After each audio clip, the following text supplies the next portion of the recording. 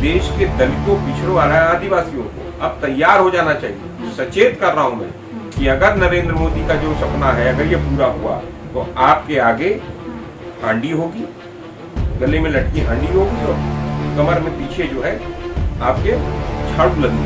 Narendra Modi jail जाए, हजारों करोड़ रुपया और इंटरनेशनल एयरपोर्ट 10 दिन के लिए बना दिया जामनगर, मालूम एयरफोर्स बेस था। वैसे जैकब जुम्मा ने भी दक्षिण अफ्रीका में प्रिटोरिया जो राजधानी है उसके एयरपोर्ट बेस को भी इंटरनेशनल एयरपोर्ट बना दिया था। तनु महिला है तो महिला को मिलना चाहिए, नहीं मिलना चाहिए?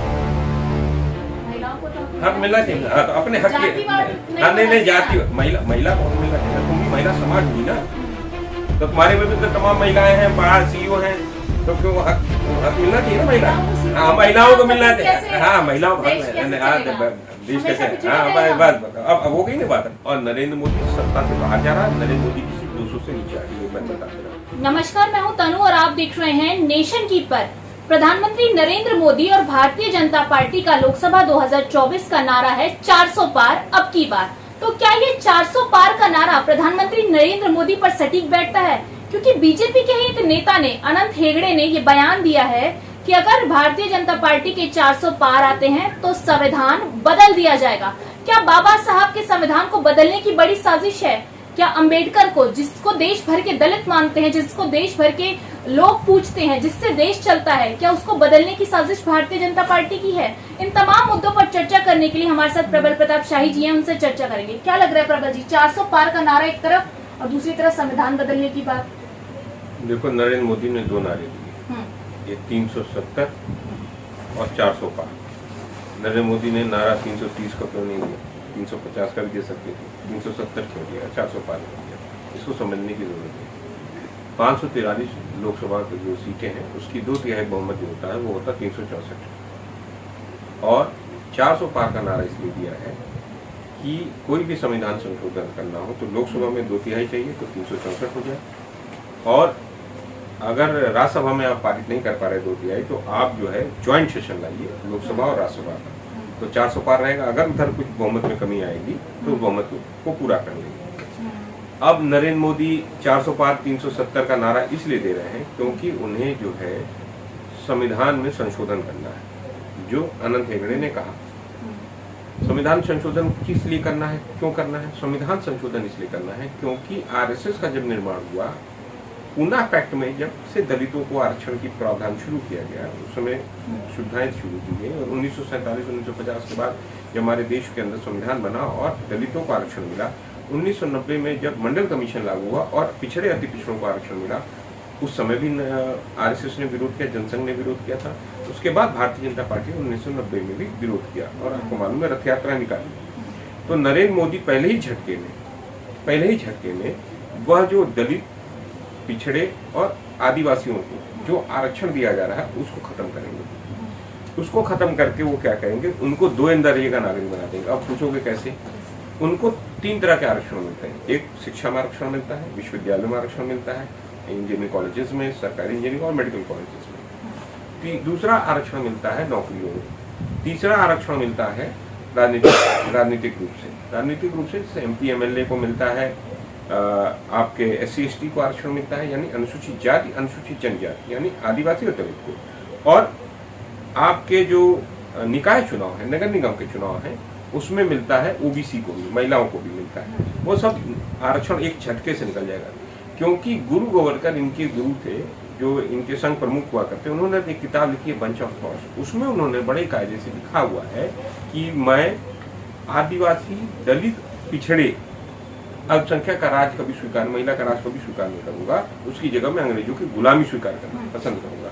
तो इसका अर्थ है कि इन लोगों का जो संविधान है वो बंच ऑफ थॉट्स है, आरएसएस और भारतीय जनता पार्टी का। वह लोग दलितों को, पिछड़ों को, महिलाओं को, आदिवासियों को कोई हक हकूक नहीं देना चाहते और उनसे जलते हैं। तो इसीलिए तुम देखो कि लेटरल एंट्री का भी कॉन्सेप्ट आया है कि यूपीएससी का पहले एग्जाम होता तब आईएएस चुना जाता था, अब ज्वाइंट सेक्रेटरी आप बन सकते हो। तनु चाहे तो अपना MBA का लगा के और कॉर्पोरेट कंपनी में CEO रहे, तो तनु जाए लेटरल एंट्री से आईएएस बन जाएगी, वो भी ज्वाइंट सेक्रेटरी बन जाएगी। ज्वाइंट सेक्रेटरी किसी भी, आप डिपार्टमेंट ज्वाइंट सेक्रेटरी बन रहे हो, उसका अर्थ समझो क्या हुआ? आप नीति निर्धारण का काम करोगे, नीतियां बनती हैं, ज्वाइंट सेक्रेटरी से नीतियों का निर्माण में सबसे बड़ा काम होता है, तो वह जो है वहां से काम। अब आप दूसरे दर्जे के नागरिक कैसे बनोगे जब आप पढ़ नहीं पाओगे, क्योंकि सबसे ज्यादा गरीब दलितों में है, पिछड़ों में है, आदिवासियों में है, महिला भी सब ज्यादा है।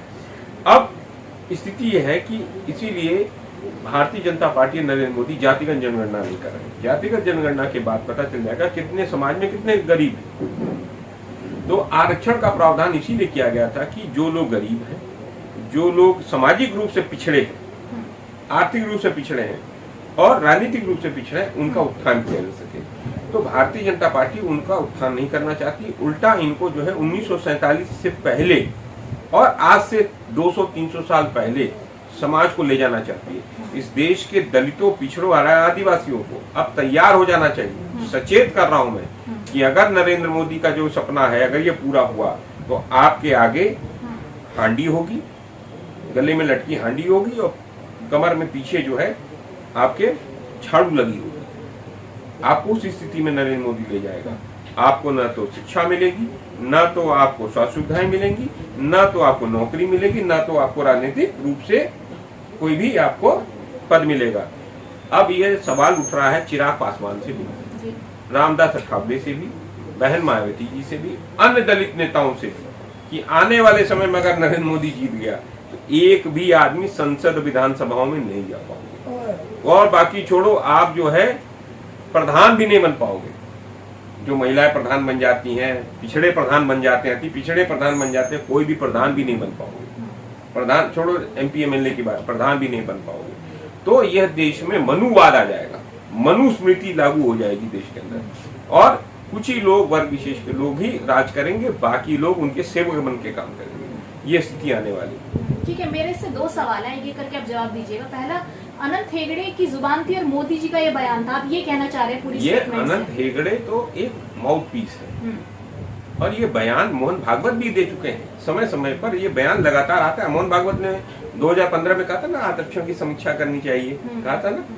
तो ये जो बयान है ये RSS का बयान है, मोहन भागवत और नरेंद्र मोदी प्रचारक है ना RSS का, उसके अलावा तो है नहीं।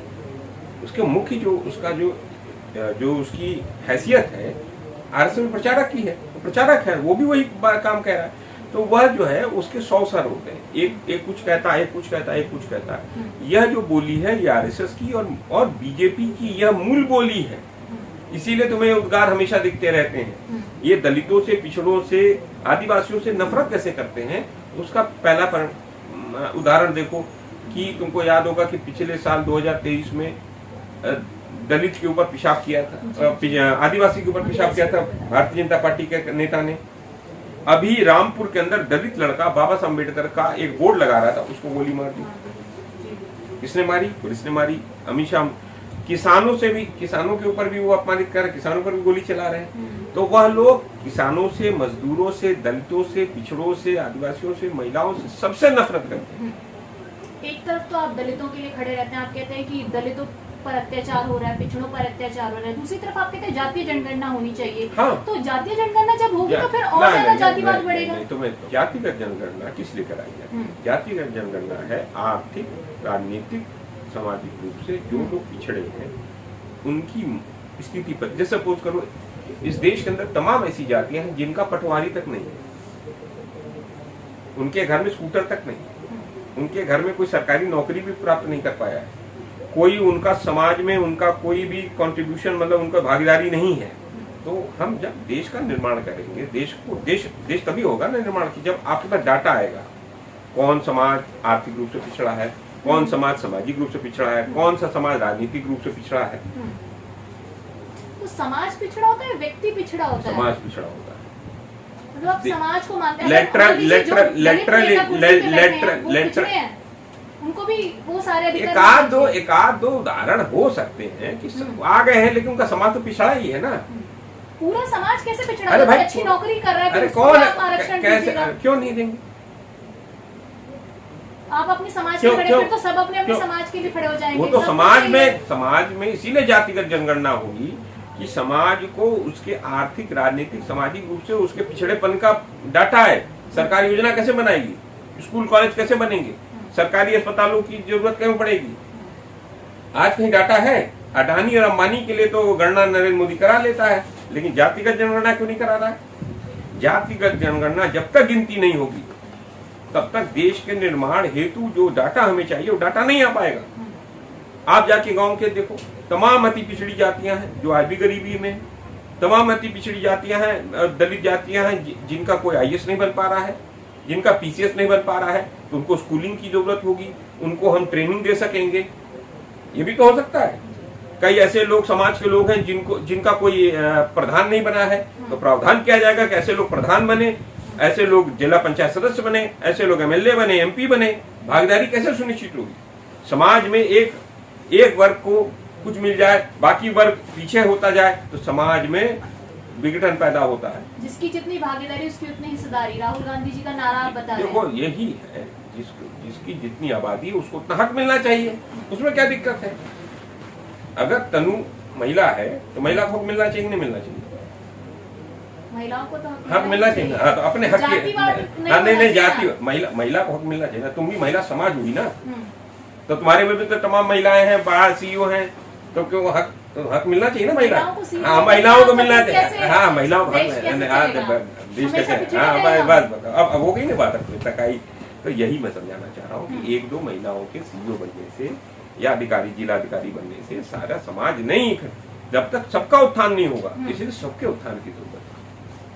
चाहे महिला का उत्थान हो, चाहे दलित का उत्थान हो, चाहे अति पिछड़ी जातियों का हो, चाहे पिछड़ी जातियों, चाहे गरीब सवर्णों का ही हो। संविधान बदलने के बाद अनंत हेगड़े और प्रधानमंत्री मोदी को क्या कहेंगे आप? उसको हम चुनाव में जवाब देंगे। और नरेंद्र मोदी सत्ता से बाहर जा रहा है। नरेंद्र मोदी की सीट 200 से नीचे आ रही है, मैं बता दे रहा हूँ। नरेंद्र मोदी सत्ता से बाहर जाएगा। मतलब नरेंद्र मोदी 200 से नीचे रहेगा और नरेंद्र मोदी जेल जाएगा, जो उसने देश को लुटवाया है। जैकब जुम्मा ऑफ इंडिया बनके, जैसे दक्षिण अफ्रीका का राष्ट्रपति जैकब जुम्मा गुप्ता बंधुओं से देश लुटवा रहा था और आज वो जेल के अंदर है, वैसे ही नरेंद्र मोदी अडानी अंबानी से देश लुटवा रहा है। और जैसे वो शादियों में हजारों करोड़ रुपए खोया है और इंटरनेशनल एयरपोर्ट 10 दिन के लिए बना दिया जामनगर, मालूम एयरफोर्स बेस था, वैसे जैकब जुम्मा ने भी दक्षिण अफ्रीका में प्रिटोरिया जो राजधानी है उसके एयरपोर्ट बेस को भी इंटरनेशनल एयरपोर्ट बना दिया था। तो वैसे ही आज क्या हुआ, वो जेल में है, गुप्ता बंधु भागे, वैसे नरेंद्र मोदी भी जेल में जाएगा, इतनी मैं घोषणा कर दे रहा हूँ। ठीक, बहुत बहुत धन्यवाद। तो वीडियो कैसी लगी कमेंट सेक्शन में राय दीजिएगा और प्रबल प्रताप शाही जी की बातों से कितना इत्तेफाक रखते हैं कमेंट सेक्शन में बताइएगा। नमस्कार।